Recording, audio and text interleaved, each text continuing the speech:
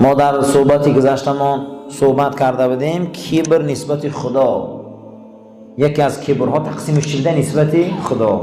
گفتیم خدا امر کرد که ای ملائکه آدم سجده کنه، همه سجده کردن الا ابلیس. کی سجده نکرد؟ ابلیس. و کان من الجین، قرآن میگه او از گروه جنیان بود. ففسق عن امر ربی، از امر پروردگار سرپیچی کرد. هر کسی فرمان خدا را گوش نکنه و تکبر. یکی از نمونه‌های کبر فهمیدین چی بوده؟ فرمان خدا را قبول نمیکنی. کسی نماز فرض نکنه نخونه، کسی روزه فرض قبول نکنه، کسی ستر عورت فرض و قبول نکنه، کسی که حرام دوری از حرام فرض قبول نکنه، عزیزا و متکبر. خیلی تکبر گمان نکنه که یک انسان فخر فروشی میکنه آدم قد سلام علیک نبی. نه، چند نمودی کبر بده. کسی فرمان خدا را قبول نکنه و متکبره. این کبری نسبت خدا میگن. دویم کبر نسبت رسولای خدا. این یک فرعون بینه موسی را چه خیلی میکنه، میخیزه ایجاش میگه میرم موسی دا ایمان میبیارم، سروزیرش هامان میگه فرعون و تیا امپراتوری نخواه گوسپانچران دا ایمان بیاری. جدا میکنه، نبین جدا میکنه.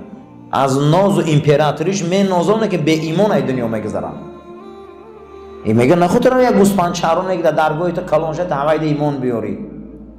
این نبین آخیر در درون نیل وقتی که عذاب الهی را دید صدا بلند کرد که پروردگار را ایمان میبیارم و همون خدایی که بنی اسرائیل او را پرستش میکنن من ایمان میبیارم. گفتند که حضرت عزرائیل میگه این زمین میگه یک لخته میگه خمر سنگ گیرید در دهنش پر کرد که وقت تمام شد. ایمان مجبوری قبول نیستی که به ایمان رفت. جسدش برای جهانی ها حالی هم نپوسیده ایستاده در همون آثارخانه ها میرن تماشاش میکنن. کبر بینین موسی را،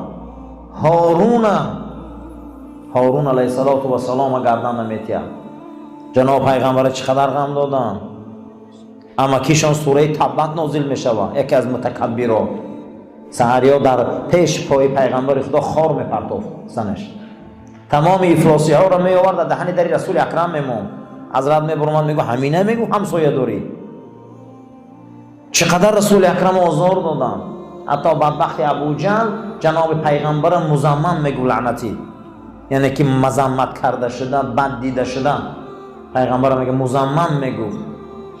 کجا شده؟ از همون کبر، از همون حق پوشاندن ها، از همون برنامه های ظالمی جاهلیشون کجا رفتن؟ حتی خانه ابوجهل امروز در مکه اجاقخانه کرده.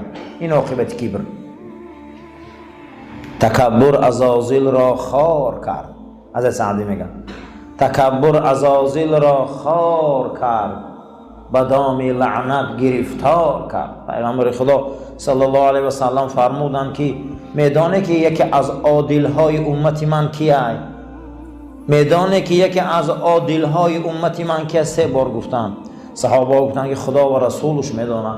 گفتن یکی از عادل های امت من کسی هست که در پیش یتیم پدر مرده و مادر مرده فرزند خش بوسه نمیکنه. یکی از کبرها همین به دست نسبت خلق خدا که وای پدر محروم ای مادر محروم ای، در پیش همه فرزند نوازش میکنی یکی او زیخ میشوه. در پیش همینو نکنی و میکاره. فرزندتان در پیش پدر مرده ها آغوش نکنی، در پیش مادر مرده ها آغوش نکنی، زیرا اینکه اونها زیق میشوند زیقی اونها گو عرش خدا را میجمانند. کی میکنه امروز؟ خیلی از سنت حضرت دور مونده، خیلی سنت حضرت خار کردیم. برای همین ما خودمان به معنی شدیم. حضرت علی کرم الله وجهه بالای منبر بلند شدن حضرت نگاه کردن جمعیت، گفتن روز میشه که مردم به قرآن رو میبیارن، قرآن اونها را یاردم میکنه، عزت میتیه، مقام میتیه. روز میشه که اینا از قرآن دور میشوند، قرآن اینها را لعنت میکنه، اینا خار میشوند، به آبرو میشوند، به عزت میشوند. با روز میشه و گفت که اینها به قرآن رو بیارن با در این دنیا راهبر میشون و عزت مییابن. برای همین ما باید برادرای قرآن خیلی دور موندیم. چه به امروز ما خوریم، چه به امروز ما در نزد مردم گدو میتویم، به معنی میتویم، برای که ای قرآن خمون دور موندیم اخی، ای سنت رسول دور موندیم. اگر قرآن و سنت قد زندگی کنیم کو پروردگار خیلی اخلاقای ما رو راست میکنه. کبری نسبت رسولای خدا، چقدر پیغمبرای خدا را غم دادن، چقدر پیغمبرای خدا را آزار دادن، تا به امروز وارثی رسول غم میتین. شما گمان نکنید همون زمان هم غم میدادن. چقدر رسول اکرم غم دادن، حتی که تیار شدن که شب هجرت چون حضرت نابود کنن، در بسترشان علی کرم الله وجهه خو رفتن. این شوخی نیست، همه این قصه رختان میدونی. چخیل خدا با رسولش نجات داد، وعده کرد خدا که والله یعصمک من الناس جمیعا، ای پیامبر پروانه که من ترای تمام این بشر خودم نگاه میکنم. آیا آدم که خدا نگاه کنه ایده از هیچ کچ کار نمیبیو. اما بگر رسول اکرم رو آمدن به سری بلند مدینه منوره رفتن، از مدینه اسلام با مکه آوردن، از مدینه اسلام دنیا دا پهن شد. برای همین کبری نسبت رسول الله نکنیم. چقدر منافقا حضرت کبر کردن غمش دادن.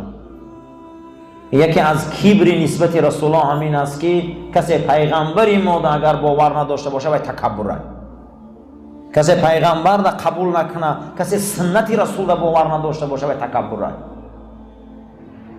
کبری نسبت وصیهای رسول الله، پیغمبرها برای خودشان جاینشین موندن. بعد رسول اکرم جاینشین کی بود؟ صدیق اکبر. حضرت ابوبکر صدیق کی را موندن؟ فاروق اعظم. فاروق اعظم کی را انتخاب کردن صحابه؟ عثمان. بعد عثمان کی سری وظیفه آمد خلافت؟ علی. بعد علی کی آمد؟ حضرت حسن. بعد حسن کی بود؟ حضرت معاویه. جهان دا آمدن همین خیر سلاله ها. کسی که وصیت های کردگی پیغمبر حرمت نکنه باید متکبره.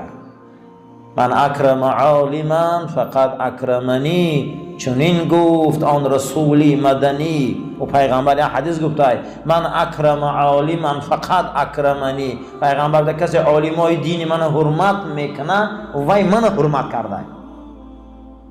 کسی عالما رو حرمت نمیکنه متکبره. رسول اکرم حدیث صحیحشون را گفت زدیم. کسی امروز به حدیث های رسول اکرم زندگیش راست نمیکنه، شوخی میفهمه، میدونه و حاصل میکنه، ندونه میله، میدونه و شوخی میفهمه و این متکبره. معنی تواضع چی بده؟ خاکساری. عربا وقتی که سر آورده در خاک مانی و دستات وقتی که سرت در خاک مانی و دستات در بین هر دوی اونها مانی، او را میگن که وضع الجبهت علی الارض، آدم روش در زمین ماند. همیره چی میگن؟ وضع.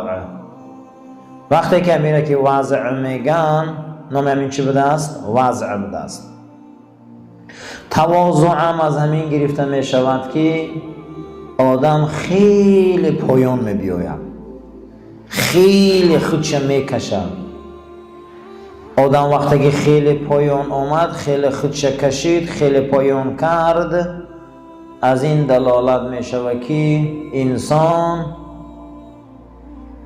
قدر خودش، منزلت خودش در پیش خدا معلوم کرده است. یکی از بهترین و بهترین خاکساری این نماز سجده. خاکساری عزیزا لباس کنه پوشی نیست. خاکساری او بدنی به صابون و بدنی به شامپون نیست. خاکساری او توفلی های کندگی نیست. خاکساری معنیش همین است که تا حق بندگی تا شناس، تا حق بزرگی تا شناس. تو کی؟ برای چی آمدی؟ برای چی همین زمین آمدی؟ مقصد از آمدن چی؟ همین را شناس. جناب پیغمبر صلی الله علیه و سلم فرمودن توبا لمن علم، خشا به حال اون مرد زنی که یک چیز دانه و فهمه. گفتن چیه؟ گو حضرت گو خشا به حال اون مرد و زنی که سه چی را دانا و فهم جواب شده. گفتن چیست او؟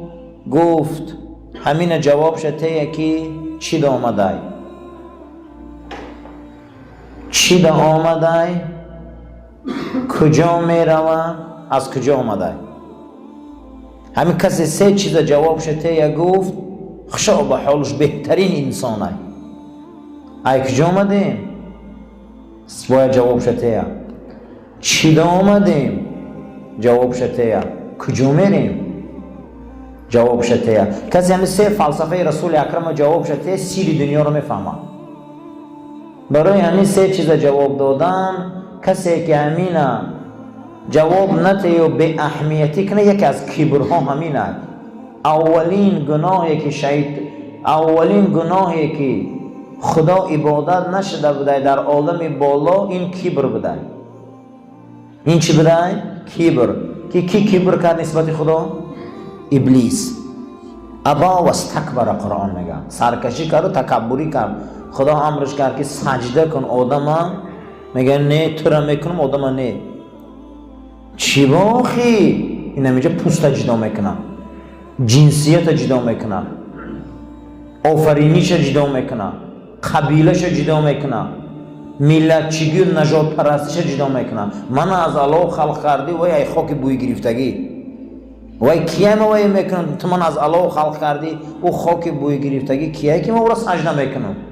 یکی از نمونه های کبر اینمی نجات پرستی و ملتچگی و قبیلچگی و قومچگی وای کیه و من کیم وای سفیده و من سرخم وای سیاه و من اینم فلان فلان. اینمی کبر این از ابلیس مونده بوده.